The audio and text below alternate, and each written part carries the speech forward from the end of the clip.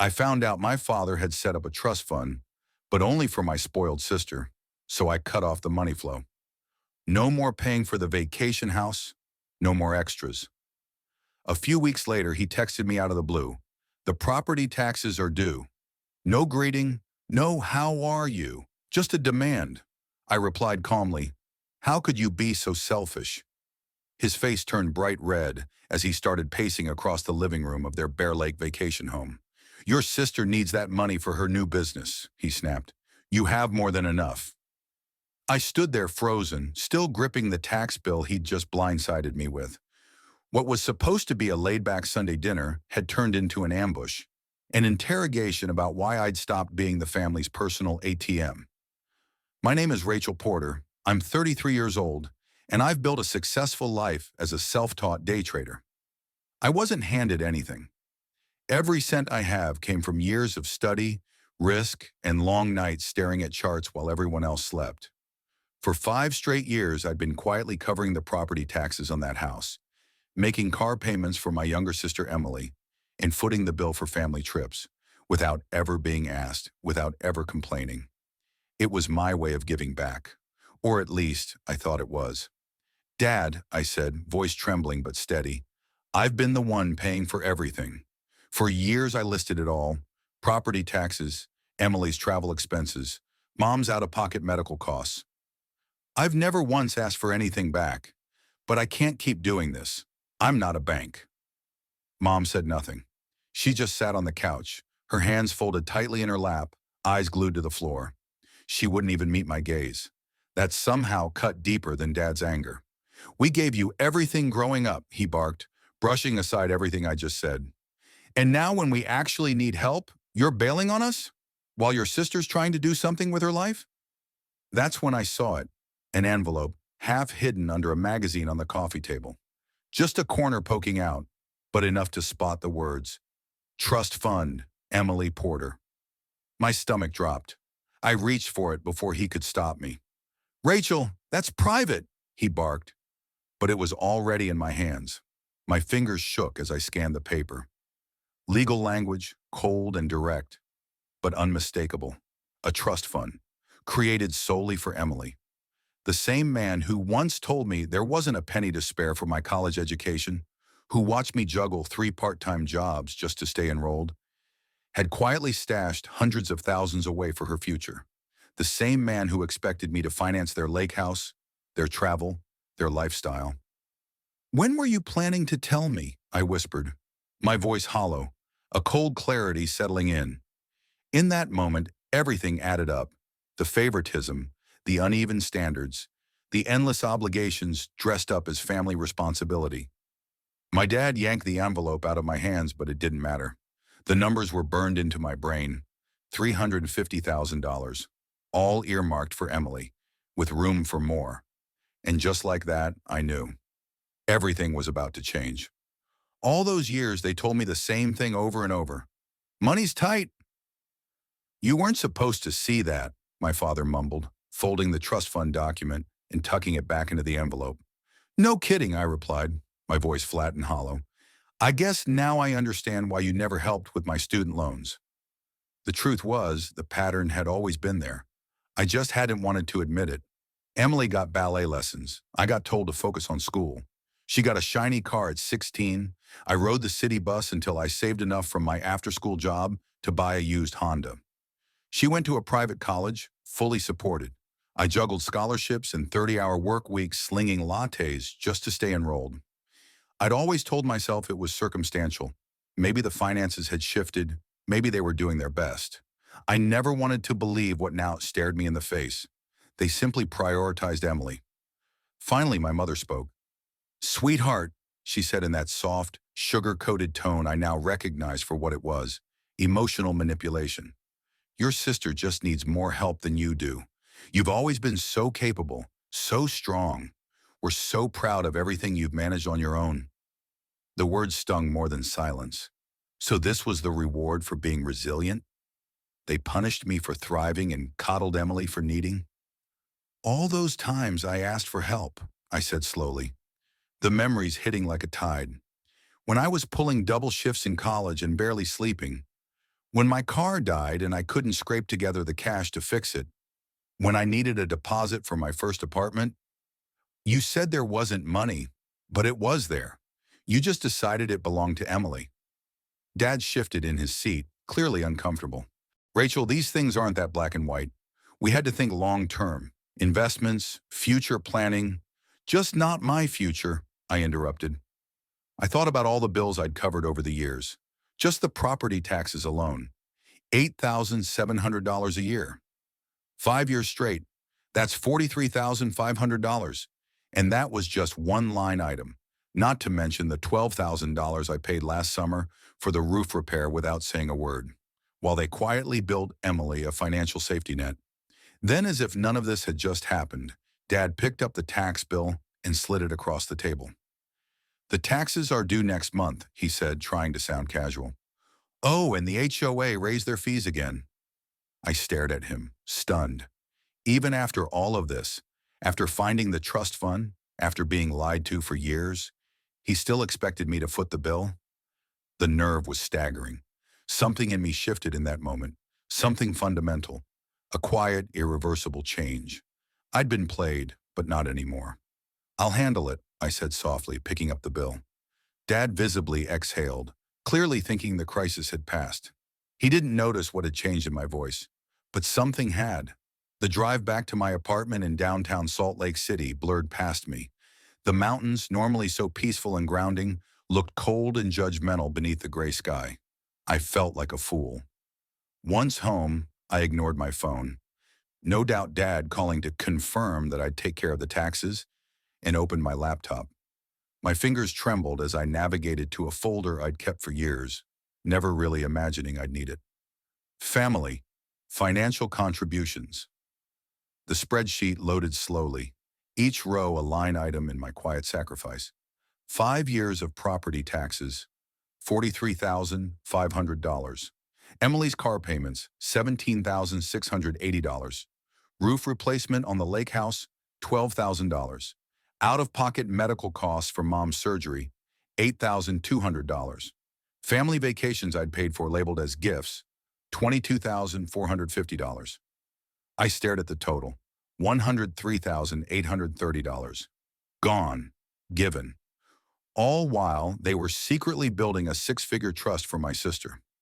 I scrolled through the receipts, bank transfers, check scans, texts thanking me for being so generous. At the time, they'd felt like gratitude. Now they looked like evidence of my own blind loyalty. A notification buzzed on my phone, a text from Emily. Dad says you're being difficult about the taxes. Don't be selfish, Rachel. I let out a bitter laugh. Of course she sided with them. Why wouldn't she? She'd spent her whole life riding the wave of their favoritism. Another ping, this one from my father. We're counting on you for those taxes. Don't let us down. No thank you.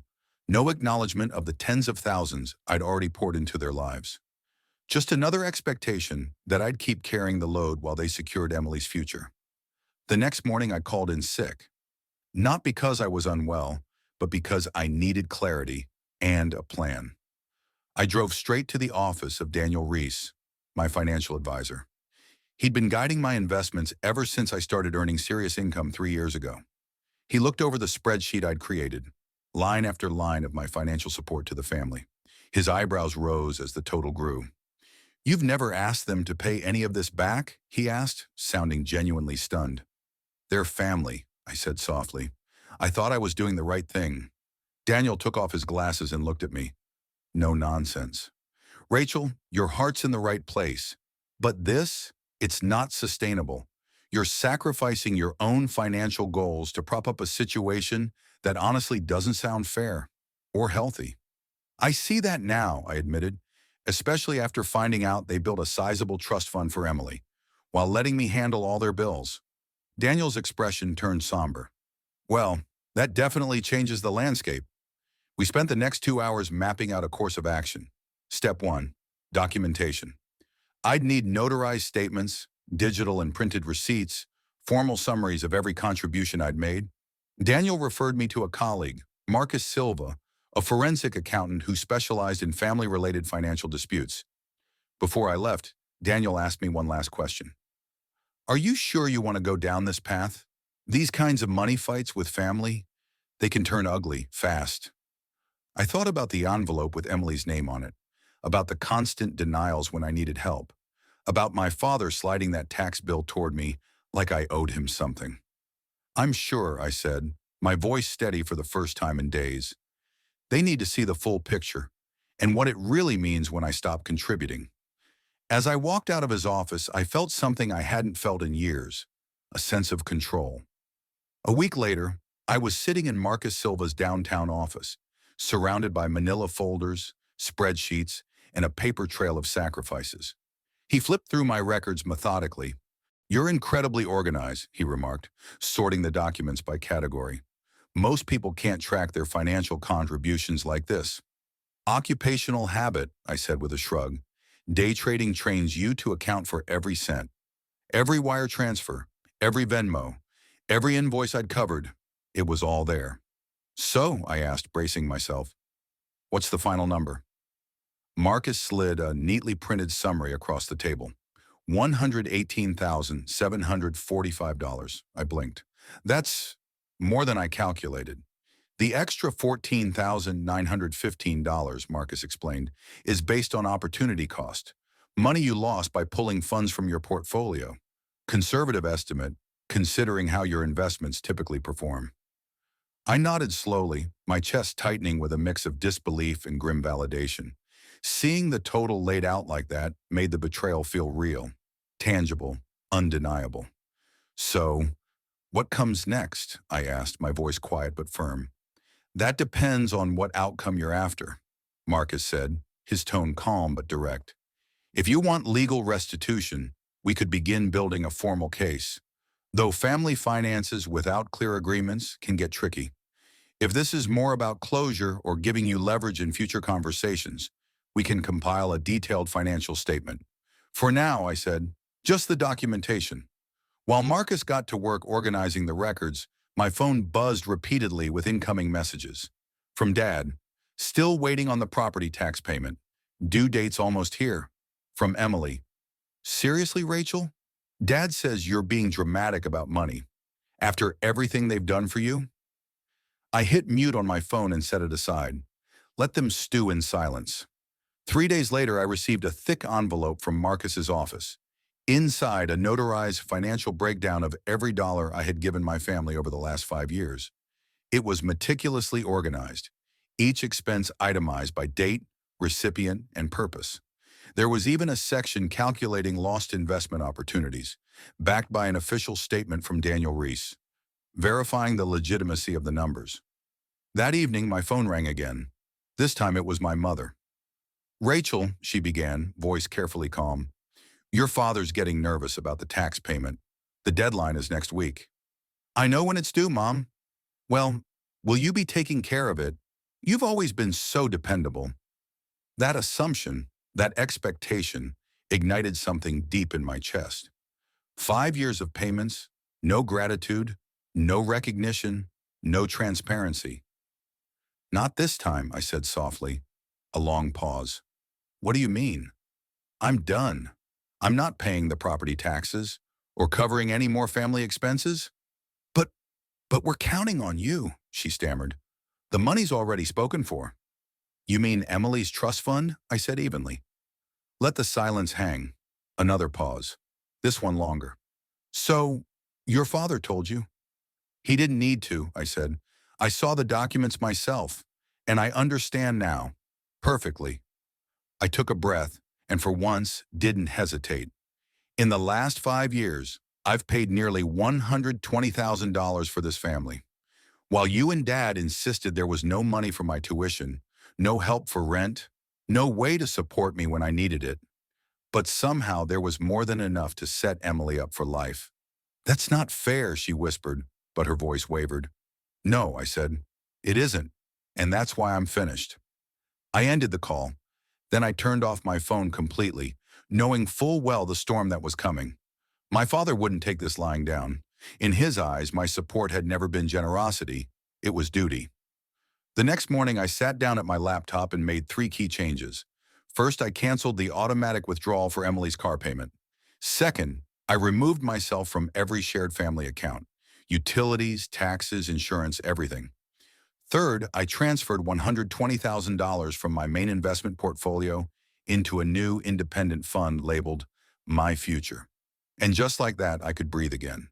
The weight I'd carried for years, the unspoken obligation, the endless financial drain, lifted off my shoulders. For the first time in a long time, I felt light, empowered, free. By noon, the fallout began. When I finally turned my phone back on during my lunch break, it exploded with alerts. Missed calls, voicemails, texts stacked like bricks of outrage. Emily had called 7 times, then fired off a barrage of texts. What the hell, Rachel? My car payment got declined. Are you trying to ruin my credit? I have plans this weekend. Dad is furious. Fix this. My father's messages were even more blunt. Call me. Now this is completely unacceptable. You don't get to walk away from your responsibilities. I let them rage into the void while I focused on the market. It was a volatile day, requiring all my attention. They didn't get to take that from me too. Only after I'd closed out my trades did I listen to the one voicemail from my mother. Rachel, please, she said, her voice thin and shaky. Your father is beside himself. The tax notice came with a late penalty. Emily's panicking. She can't afford to lose her car. We just don't understand why you're doing this. If something's upset you, we can talk about it. Please call us back. No mention of the trust fund.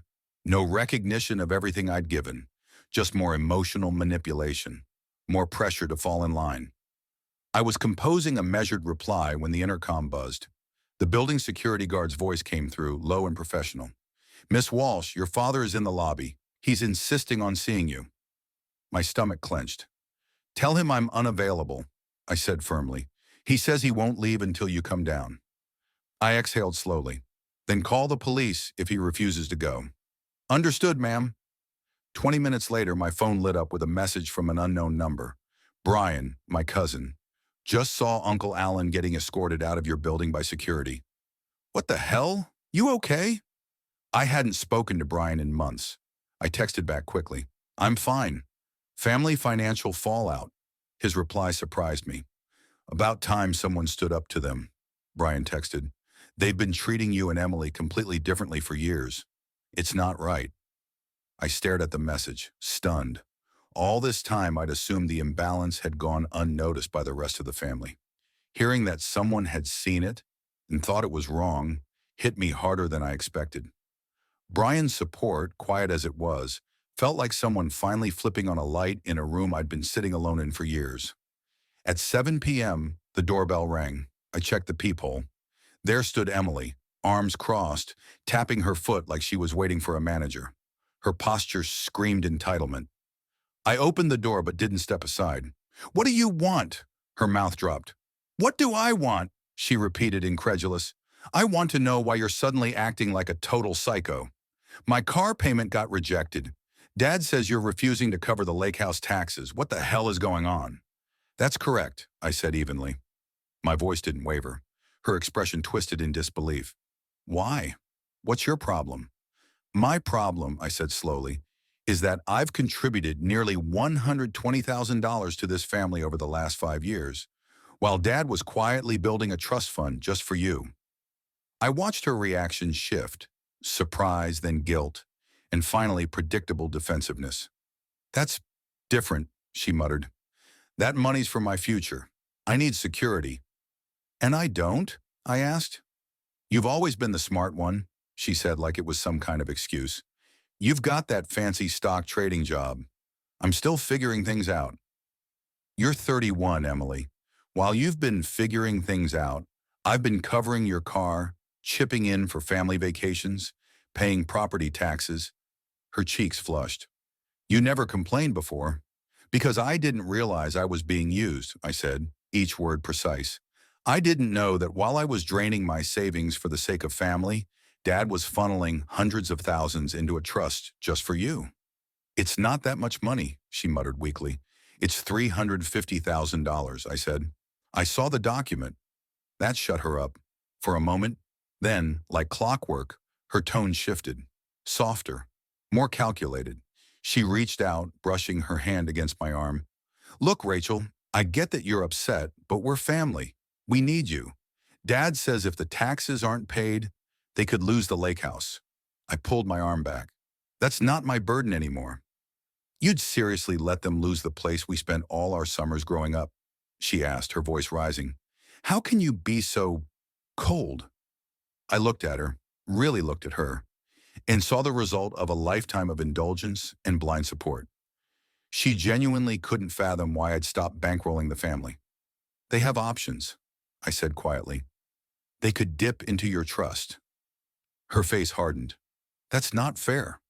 No, Emily, I said softly. None of this ever has been. Then I closed the door in her face, not angrily, not forcefully, just finally.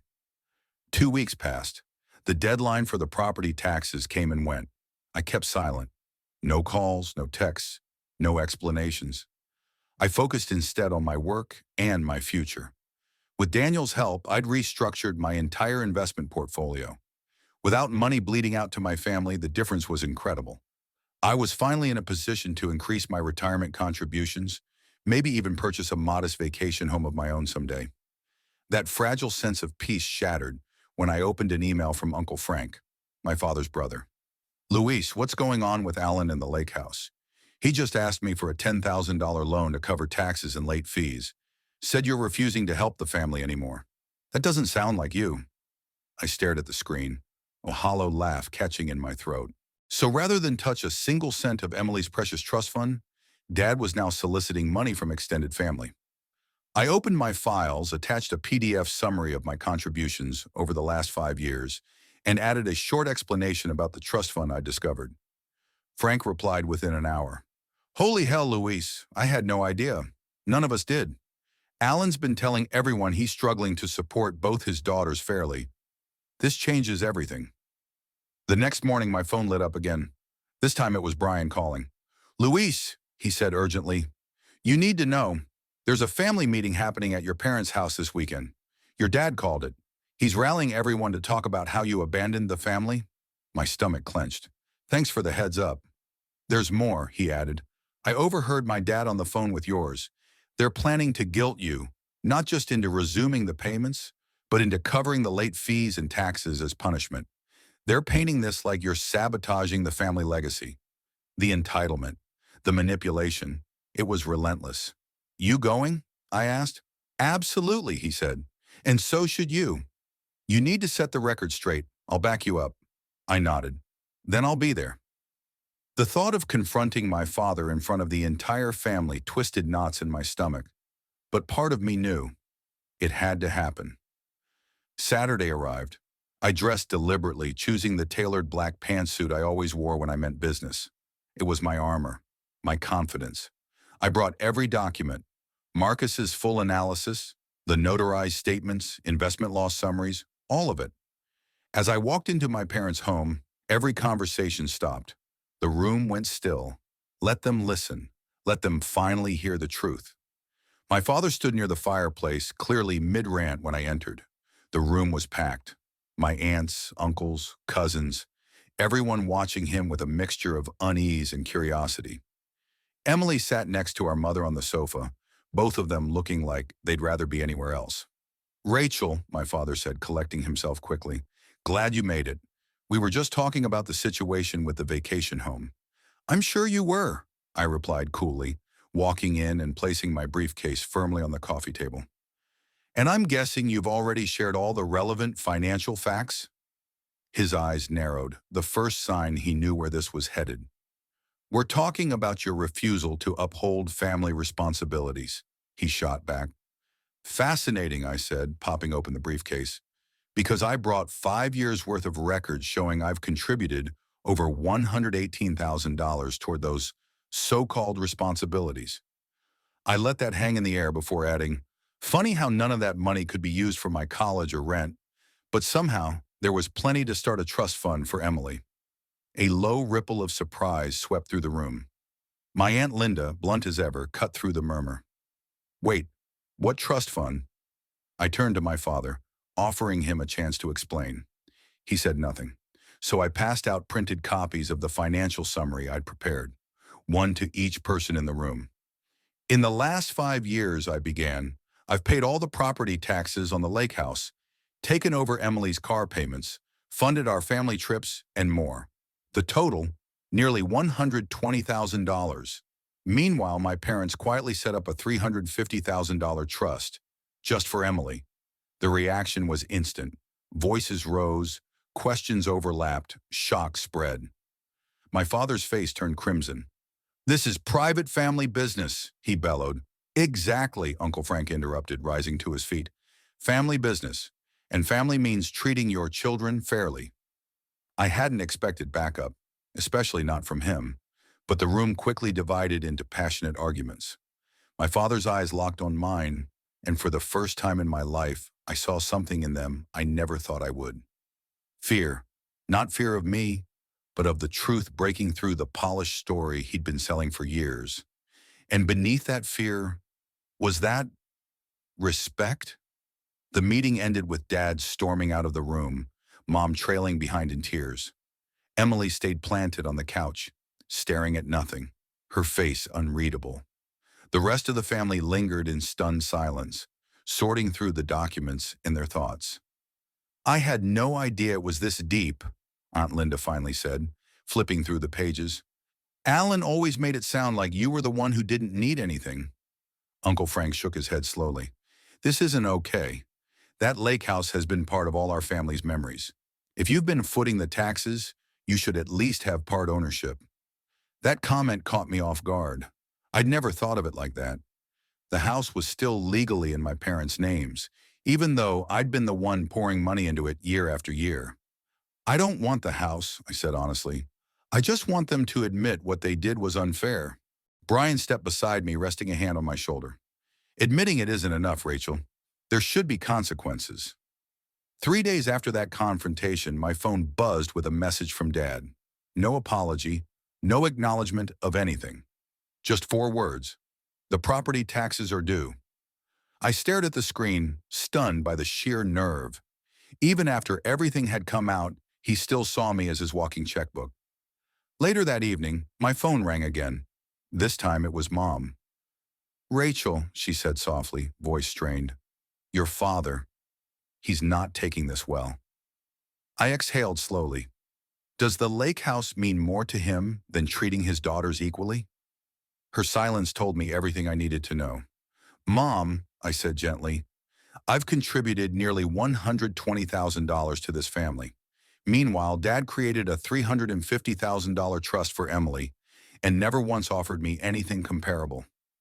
The imbalance wasn't just unfair, it was blatant." "I know," she admitted, her voice barely above a whisper. "I've always known it wasn't right, but your father's always been the one making the financial calls." "I figured," I said, finishing the sentence for her, "but it ends here."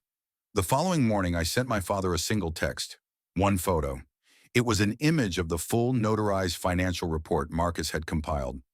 My contributions highlighted in red ink, the final total circled. I didn't bother adding a caption. The picture said more than words ever could. An hour later, my phone rang. I braced for my dad's usual outburst, but it was Emily's voice on the other end, shaky and uncertain. "Rachel," she said, sounding rattled, "Dad just showed me the document you sent. Is it true? Over $118,000? "Yes," I said simply. "Every cent has been verified and documented by a forensic accountant." There was a long silence before she finally spoke again. I had no idea," she said quietly. "Dad always made it sound like you were just chipping in here and there.